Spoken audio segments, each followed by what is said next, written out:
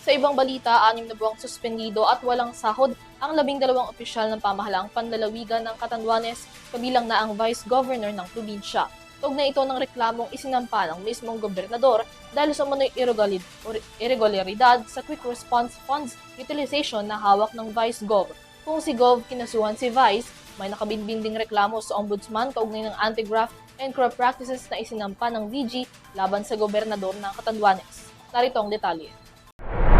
Pinatawan na ng Office of the Ombudsman ng preventive suspension ang 12 provincial government officials ng Catanduanes bunsod ng umano'y irregularidad sa paggamit ng pondo para sa quick response sa kasagsagan ni Super Typhoon Uwan. Ang desisyong ito nakaangkla sa reklamong inihain ni Catanduanes Governor Patrick Alin Azanza na inaakusahan si Vice Governor Robert Fernandez at 11 miyembro ng sangguniang panlalawigan ng maling alokasyon at paggamit ng quick response fund ng lalawigan. Kaugnay ito ng 30.5 million pesos quick response allocation na ni-revise umano ng mga respondent kung saan 4.2 million ang sinubukan nilang alisin sa quick response fund at gawin na lamang cash assistance ang pondo sa halip na para sa mga relief goods. Hindi natuloy ang proposed revision matapos itong i-veto ng gobernador. Ang hakbang na ito raw nagresulta sa delay sa enactment ng mga budget appropriations. Bukod pa ito sa umano'y mga paglabag ng hanay ng respondents na malinaw anilang gawin ng pang-aabuso sa kapangyarihan.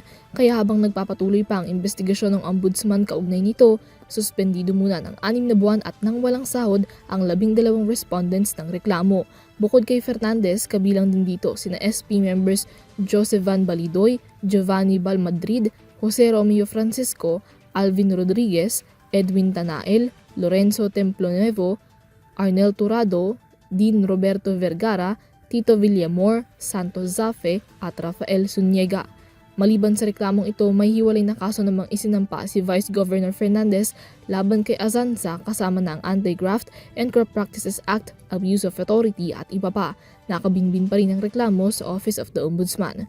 Para sa EuroTV News, Mia Layagin sumasaludo sa bawat Pilipino.